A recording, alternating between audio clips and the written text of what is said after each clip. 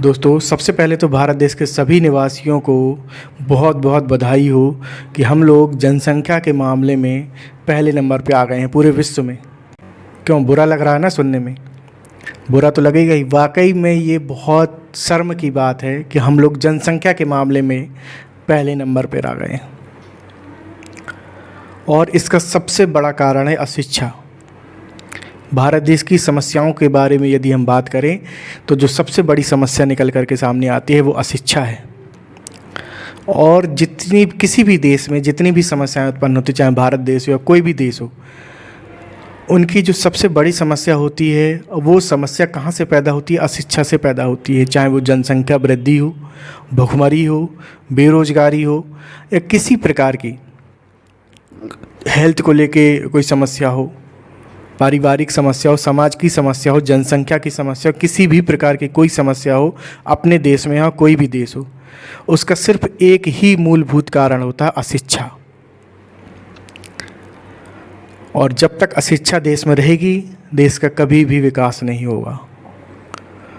तो सभी लोगों को ये प्रयास करना चाहिए मिलजुल करके कि लोगों को शिक्षित किया जाए और हर व्यक्ति जिम्मेदारी उठाए कि वो अपने जीवन में कुछ लोगों को शिक्षित ज़रूर करेगा। भले ही वो किसी प्रोफेशन में हो, चाहे वो शिक्षक हो ना हो, लेकिन जितने भी शिक्षित लोग हैं, भले वो टीचर्स ना हो, किसी स्कूल में ना पढ़ाते हो, लेकिन अगर वो शिक्षित है तो उसको जिम्मेदारी उठाना चाहिए कि वो अपने समाज के, अपने परिवार के कुछ लोगों को शिक्षित करेंगे। और यही एक लौता उपाय है कि देश को सुधारा जा सकता है। जिस दिन सभी लोग शिक्षित हो गए उस दिन देश की जनसंख्या अपने आप कंट्रोल हो जाएगी। किसी प्रकार का कोई अभियान चलाने की ज़रूरत नहीं है, किसी प्रकार का कोई रूल्स गवर्नमेंट निकालने की ज़रूरत नहीं है। केवल एक तरीका है, अगर उसको फॉलो कर लिया जाए, वो है शिक्षा। अगर शिक्षा का विस्तार हो जाए, हर व्यक्ति जिम्मेदारी ले ले, हर शिक्षित व्यक्ति कि हम कुछ लोगों को शिक्षित करेंगे, तो आप देखना देखते ही देखते वो सारे जो हम लोग टॉप पे पहुंच गए हैं जनसंख्या के मामले में, वो अपने आप डाउन हो जाएंगे और जनसंख्या अपने आप कंट्रोल हो जाएगी। शिक्षित व्यक्ति कभी भी गलत चीज़ों को सपोर्ट नहीं करते हैं। एक शिक्षित व्यक्ति, एक जागरूक व्यक्ति हमेशा गलत चीज़ों का जो है कि विरोध करेंगे। और जिस दिन शिक्षा का लेवल ऊंचा उठा अपने देश में और लोग जागरूक हुए तो बहुत सारी चीज़ों में बदलाव आएगा। सबसे पहले तो लोग खुद इतना ज़्यादा संयम रखेंगे अपने अंदर, इतनी समझदारी, इतनी जागरूकता रखेंगे कि जनसंख्या अपने आप कंट्रोल हो जाएगी। कुछ भी करने की ज़रूरत नहीं पड़ेगी। अपने आप देखोगे कि शिक्षित व्यक्ति धीरे धीरे जैसे होंगे समाज के, तो जनसंख्या कंट्रोल होती चली जाएगी। और जैसे ही जनसंख्या कंट्रोल होगी तो बेरोजगारी भी धीरे धीरे कम होगी, क्योंकि जितनी ज़्यादा जनसंख्या होती है उतनी ज़्यादा बेरोजगारी होती है। जनसंख्या कंट्रोल में आएगी तो जनसंख्या अगर कंट्रोल में आ रही है तो आप देखोगे कि बेरोजगारी भी कंट्रोल में आ गई, लोगों को रोज़गार भी टाइम से मिल जाएगा। कम जनसंख्या होगी, रोज़गार ज़्यादा बढ़ जाएंगे, ज़्यादा जनसंख्या होती है, रोज़गार घट जाते हैं, अर्थव्यवस्था डाउन हो जाती है। तो ये सारी चीज़ें कंट्रोल करने के लिए आपको सबसे पहले शिक्षित होना पड़ेगा, लोगों को शिक्षित करना पड़ेगा। और जितनी ज़्यादा जनसंख्या होती है आप देख सकते हैं उतनी ज़्यादा धरती की जो भी प्राकृतिक स्रोत हैं उनका कंज्यूम किया जाता है, और ख़ासकर वृक्षों का। एक व्यक्ति अपने जीवन में अगर पूरा आंकड़ा लगाया जाए तो हर मनुष्य कम से कम 10 से 20 पेड़ों का उपयोग कर लेता है। जन्म से लेकर मृत्यु तक इतना 20 पेड़ उसको चाहिए। तो कहते हैं ना कि 2 पेड़ लगाओ, 2 पेड़ लगाओ। एक व्यक्ति को 1 पेड़ कम से कम 1 या 2 पेड़ अपने जीवन में लगाना चाहिए। तो 1 या 2 पेड़ लगाने से दोस्तों कुछ भी नहीं होता। एक इंसान अपने जीवन में 10 से 20 पेड़ों का उपयोग करता है।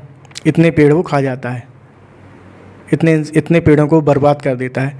तो एक इंसान अगर 1-2 पेड़ लगा भी देगा तो उससे क्या क्लाइमेट चेंज हो जाएगा? नहीं होगा। उससे वातावरण में परिवर्तन आएगा? नहीं आएगा। आने वाला भविष्य कभी नहीं सुधरने वाला। तो भविष्य सुधारने का केवल एक ही तरीका है, शिक्षा।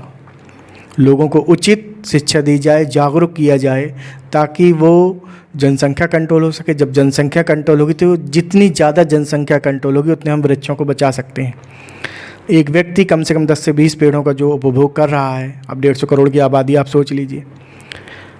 और एक आंकड़ा अभी आया है कि भारत देश में प्रतिदिन 65,000 बच्चे पैदा होते हैं। यानी कि अगर साल का आंकड़ा लगाया जाए तो करीब 2.5 करोड़ बच्चे। भारत देश का ये आंकड़ा है कि हर साल 2.5 करोड़ बच्चे पैदा होते हैं। तो वह किसी भी देश की जनसंख्या इतनी तीव्र गति से नहीं बढ़ रही है जितना कि भारत देश की बढ़ रही है।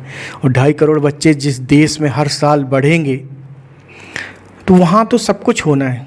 भुखमरी भी होगी, बेरोजगारी भी होगी, गंदगी भी होगी, प्रदूषण भी होगा, जहरीली गैसें भी होंगी, सब कुछ, चोरी भी होगी, डकैती भी होगी, लूटमार भी होगी, सारे अपराध होंगे। इस धरती को गंदा किया जाएगा, पेड़ों को काटा जाएगा, जानवरों को मारा जाएगा। जनसंख्या इतनी तीव्र गति से बढ़ रही, सारे अपराध होंगे देश के अंदर और लोग परेशान होंगे। और सिर्फ एक ही कारण है, जनसंख्या वृद्धि। और जनसंख्या वृद्धि को रोकने का सिर्फ एक उपाय है, शिक्षा। लोगों को ज़्यादा से ज़्यादा शिक्षित किया जाए और इस काम का बीड़ा हर एक शिक्षित व्यक्ति को उठाना पड़ेगा। केवल सरकार की जिम्मेदारी नहीं है ये। अगर केवल सरकार इस चीज़ की जिम्मेदारी उठाई, सरकार कुछ भी नहीं कर पाएगी। जितने शिक्षित लोग हैं उनको भी बीड़ा उठाना पड़ेगा कि अपने आसपास के जो लोग हैं उनको शिक्षित किया जाए, निःशुल्क शिक्षित किया जाए, है ना। और हो सके तो उनकी कुछ मदद भी की जाए, शिक्षा दी जाए, शिक्षा के बाद भी उनको जागरूक किया जाए, मदद की जाए, तभी जाकर के देश विकसित होगा। मनुष्य के रूप में जन्म लेना, कुछ पैसे कमा करके अपना परिवार बना लेना, अपना जीवन काट लेना, दोस्तों ये मनुष्य होने की पहचान नहीं है। मनुष्य रूप में जन्म मिला है तो केवल 4 पैसे कमा करके केवल अपना जीवन चलाना, ये बहुत छोटा जीवन होता है दोस्तों। ये कोई जीवन है कि मनुष्य रूप में हमने जन्म लिया, 4 पैसे कमाए, अपना परिवार बना लिया और ज़िंदगी काट ली और दुनिया से चले गए? क्या ये वास्तविक जीवन है? नहीं दोस्तों, ये वास्तविक जीवन नहीं है। वास्तविक जीवन ये है कि मानव देह मिली है तो उसका सदुपयोग किया जाए, बड़े उद्देश्य के लिए किया जाए। ये जो मानव देह मिला उसका उद्देश्य थोड़ा बड़ा होना चाहिए। 4 पैसे कमा करके 2 वक्त की रोटी कमा करके पूरा दिन मेहनत करो, दिन भर मेहनत करके 2 वक्त की रोटी कमाओ, शाम को सो जाओ और अपना परिवार बना लो। और परिवार बनाने के बाद यही ज़िंदगी भर चलता रहेगा कि रोटी कमाओ दिन भर, शाम को खाओ सो जाओ, रोटी कमाओ दिन भर, शाम को सो जाओ। दोस्तों ये मनुष्य होने का फर्ज नहीं है, ये बहुत छोटा उद्देश्य है। उद्देश्य देशव्यापी होना चाहिए, विश्वव्यापी होना चाहिए। हमें देश के कल्याण के लिए अग्रसर होना चाहिए, विश्व के कल्याण के लिए अग्रसर होना चाहिए। देश का कल्याण शिक्षा से होगा, विश्व का कल्याण प्रकृति की रक्षा से होगा। ये सारी चीज़ें हमें अपने अंदर समाहित करना चाहिए, एक अपनी सोच को विकसित करना चाहिए और एक ऐसी सोच हमें बना करके आगे बढ़ना है जिससे विश्व का कल्याण हो सके, भारत देश का कल्याण हो सके, प्रकृति की रक्षा हो सके।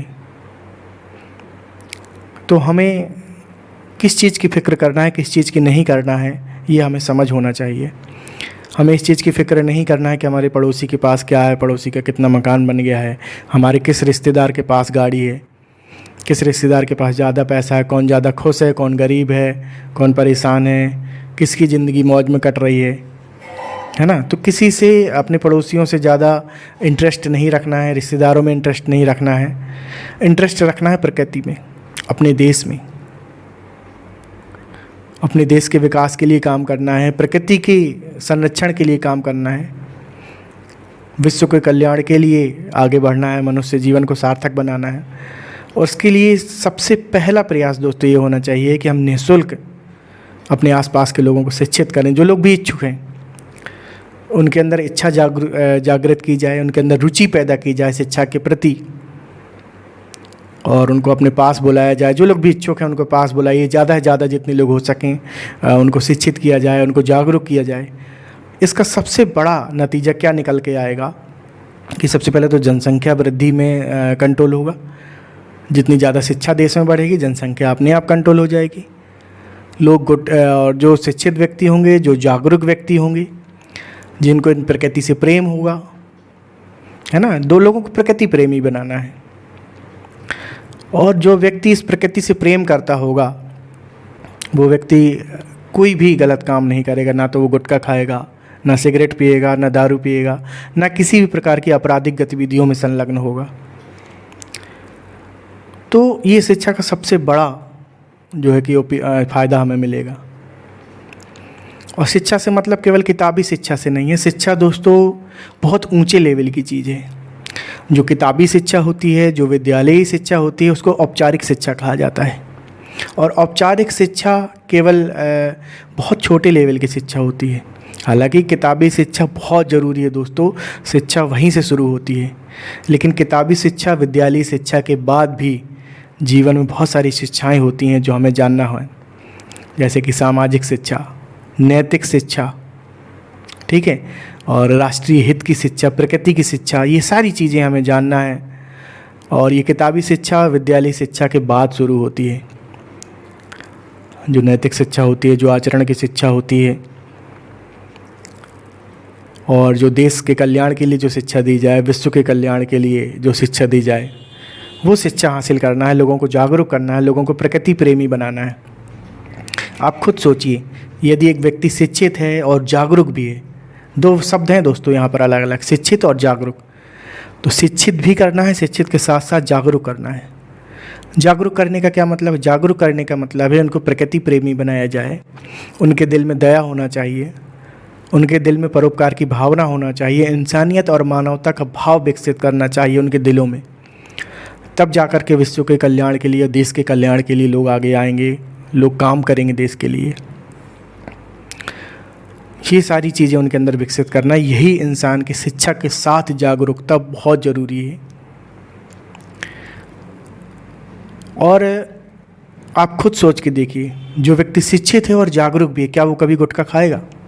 क्या कभी दारू पिएगा? क्या कभी गंदगी फैलाएगा देश में? एक तरफ तो हम कहते हैं कि धरती हमारी माँ है।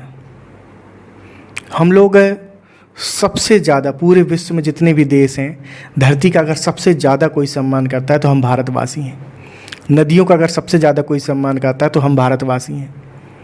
वृक्षों का अगर सबसे ज़्यादा कोई सम्मान करता है तो हम भारत के लोग हैं।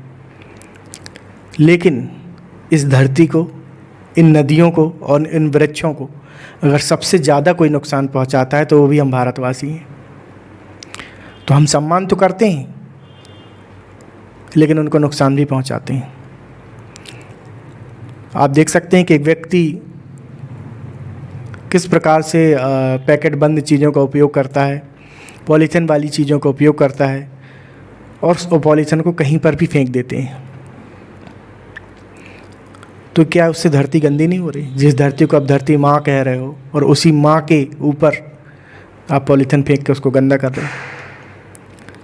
और भारत देश की ज़मीन को, इस धरती माँ को अगर सबसे ज़्यादा कोई गंदा करता है तो गुटखा खाने वाले गंदे करते हैं।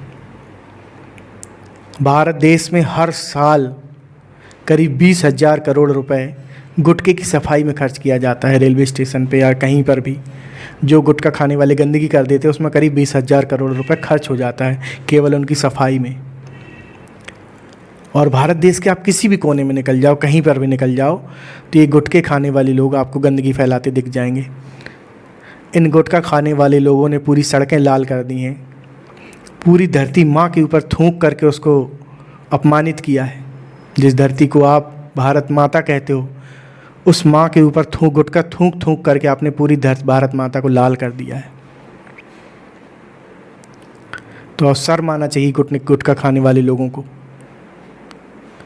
कि एक तरफ धरती माँ भी कह रहे हो और उसी माँ के ऊपर गुटखा खा के थूक रहे हो। तो खुद सोचना एक बार कि जब व्यक्ति शिक्षित होगा, जागरूक होगा, तो क्या इस प्रकार का काम करेगा? शराब पीते हैं और इसी धरती माँ के ऊपर बोतल फोड़ करके चले जाते हैं। फिर एक बार तुमने धरती माँ को अपमान किया, उसको गंदा कर दिया। सिगरेट पी वहीं फेंक दिया, नमकीन बिस्किट खाई पन्नी को फेंक दिया। कितना कचरा, कितना प्रदूषण इस धरती माँ को हम दे रहे हैं। और फिर एक दिन ऐसा आएगा कि जब ये प्रकृति अपने मूलभूत स्वरूप के लिए अपने आप को परिवर्तित करेगी, जैसा कि आपने बैंकॉक में देखा, कैलिफोर्निया में देखा, लॉस एंजल्स जो अभी जल करके राख हो गया, और म्यांमार और बैंकॉक में जो आपको भूकंप देखने को मिला। तो म्यांमार में जो भूकंप आया, तो आप देखिए उसकी पुरानी तस्वीर देखिए, वहाँ आपको पेड़ नहीं मिलेंगे। पूरे शहर में कोई पेड़ ही नहीं है। टोटल बिल्डिंग सड़कें चमक धमक। प्रकृति ने क्या किया? नेचर खुद अपने आप को चेंज करेगी। जब मनुष्य नेचर को बर्बाद कर देगा, उसको समझेगा नहीं, तो प्रकृति क्या करेगी? खुद अपना बदलाव लाएगी। और ये मनुष्य कभी भी प्रकृति से ज़्यादा ताकतवर नहीं है। मनुष्य कितनी भी तरक्की कर ले, कितनी भी पैसे कमा ले, लेकिन प्रकृति से ज़्यादा ताकतवर नहीं है। आप कितनी भी बिल्डिंग बना लो, पेड़ों को काट दो, लेकिन जिस दिन प्रकृति को ये लगा कि मनुष्य ने बहुत सारी बिल्डिंग्स बना ली हैं, सारे पेड़ काट दिए हैं और इस धरती को वृक्षों की ज़रूरत है, तो ये धरती सारे मकान को अपने आप गिरा देगी और उस धरती में जो भी विकास मनुष्यों ने किया उसको ख़त्म कर देगी और वहाँ पर फिर से वृक्षों का विकास होगा। जैसा कि म्यांमार में आपने देखा, बैंकॉक में क्या हुआ, प्रकृति ने सारी तुम्हारी तरक्की को 1 मिनट में ख़त्म कर दिया। तुमने खूब तरक्की को पैसा कमाया, लेकिन प्रकृति ने क्या किया? एक झटके में सब ख़त्म कर दिया। कैलिफोर्निया लॉस एंजल्स में क्या हुआ? आग लग गई, वहाँ भी वृक्षों की कमी थी, सारे वृक्ष काट दिए गए थे, पूरा लॉस एंजल्स जल करके राख हो गया। अमेरिका जैसा देश जो दुनिया को राह दिखाता है, दुनिया का सबसे ताकतवर देश है, दुनिया का राजा जिसको कहा जाता है, जिसके पास ढेर सारी ताकत है, ढेर सारे वैज्ञानिक उपकरण हैं, वो सारे उपकरण के उपयोग करके भी उस आग को देखिए कितने दिनों तक वो बुझा नहीं पाया। कई जेट उनके लगे रहे पानी वाले आग बुझाने के लिए, लेकिन उसके बाद भी अमेरिका जैसा ताकतवर देश बेबस हो गया था प्रकृति के सामने। तो अभी वक्त है सुधरने का, कि अपने आप को सुधार लिया जाए, प्रकृति के बारे में जागरूक हो जाया जाए, प्रकृति की ताकत के आगे नतमस्तक हो जाया जाए। यदि हम प्रकृति को नहीं समझेंगे, उसके आगे नतमस्तक नहीं होंगे, हम जागरूक नहीं होंगे, अपनी धरती को इसी प्रकार से गंदा करते रहेंगे, अपनी नदियों को इसी प्रकार से गंदा करते रहेंगे, सागर को गंदा कर देंगे, वृक्षों को काट देंगे, तो प्रकृति को ज़्यादा समय नहीं लगेगा तुम्हारी तरक्की को ख़त्म करने में। मनुष्य जिस हिसाब से जंगलों को काट रहा है, नदियों को गंदा कर रहा है, तुम्हें तो कई साल लगे हैं विकसित होने में। बिल्डिंग्स जो तुमने बनाई, जो नदियों को गंदा किया, धरती को गंदा किया, लेकिन इस धरती को बिल्कुल समय नहीं लगेगा और वो तुम्हारी तरक्की को 1 मिनट में ख़त्म कर देगी। ये प्रकृति तुम्हारी तरक्की को ख़त्म करने में इसको ज़्यादा समय नहीं लगेगा, क्योंकि प्रकृति और मनुष्य का कोई भी मुकाबला नहीं है। प्रकृति मनुष्य से सदा ताकतवर रही है और आगे भी रहेगी। तुम्हारी सारी तरक्की सब कुछ मिट्टी में मिला देगी, क्योंकि प्रकृति को जितने वृक्ष चाहिए वो अपने आप बना लेगी। अगर तुमने नहीं सुधरा, तुम नहीं समझे, तो वो अपने आप बनाएगी। तुम्हारी सारी तरक्की को ख़त्म करके वापस वही हरे भरे जंगल एक बार फिर से होंगे पूरी दुनिया में, और ये प्रकृति खुद करेगी, सब कुछ ख़त्म कर देगी, सारे इंसान ख़त्म हो जाएंगे और एक बार फिर से प्रकृति में वृक्ष ही वृक्ष होंगे। ये अपने आप प्रकृति कर लेगी। आपने देखा म्यांमार में, बैंकॉक में, कैलिफोर्निया, है ना? तो उनको देख कर के सीखो, ये सीख है इंसान के लिए। और उसको देख कर भी नहीं सीखे, नहीं समझे, तो फिर प्रकृति किसी को नहीं छोड़ेगी और कोई भी नहीं बचेगा। तो अभी भी समय है, जाग जाइए। और सबसे बड़ा सुझाव यही है कि लोगों को शिक्षित करिए। जो लोग जागरूक हैं वो अपना फ़र्ज निभाएं, आगे बढ़ कर के आएँ, लोगों को जागरूक करें, है ना? और जितनी भी क्षमता हो सके अपने हिसाब से, ईश्वर ने जितनी भी हमें क्षमता दी है, जिस काबिल बनाया, उस हिसाब से लोगों की मदद की जाए और लोगों की सहायता की जाए। आगे बढ़ कर के हम आएँ, देश के लिए काम करें, विश्व के कल्याण के लिए काम करें। तो दोस्तों, हमारी बात आपको कैसी लगी? हमारी बात अच्छी लगी हो तो वीडियो को लाइक करें, चैनल को सब्सक्राइब कर दें। और जिन्होंने भी हमारे सेशन को पहली बार अटेंड किया है तो वो हमारे साथ जुड़े रहें, हमारा सहयोग करें और इसी प्रकार से हम इस देश के लिए आवाज़ उठाते रहेंगे। आप लोग भी हमारा सहयोग करिए और हमारी इस मुहिम में साथ दीजिए, हमारे साथ आके बढ़ के आइए। तो अभी तो ये शुरुआत है, बहुत बड़े लेवल पर देश के लिए काम करना है, विश्व के लिए काम करना है। तो आप सभी लोगों का सहयोग बहुत ज़रूरी है और आप लोग सहयोग करिए ताकि हम लोग इसी प्रकार से हम आवाज़ उठा सकें और एक आगे चल कर एक संस्था का निर्माण किया जाएगा जिसमें से लोगों के कल्याण के लिए, विश्व के कल्याण के लिए काम किया जाएगा। तो इसमें आप सबका सहयोग ज़रूरी है और आप हमारा सपोर्ट करिए, चैनल को सब्सक्राइब करिए, वीडियो को ज़्यादा से ज़्यादा शेयर करिए, हमारी बात को भारत देश के अधिक से अधिक लोगों तक पहुंचाने की कृपा करें। धन्यवाद दोस्तों, मिलते हैं इसी प्रकार से एक नई डिबेट में।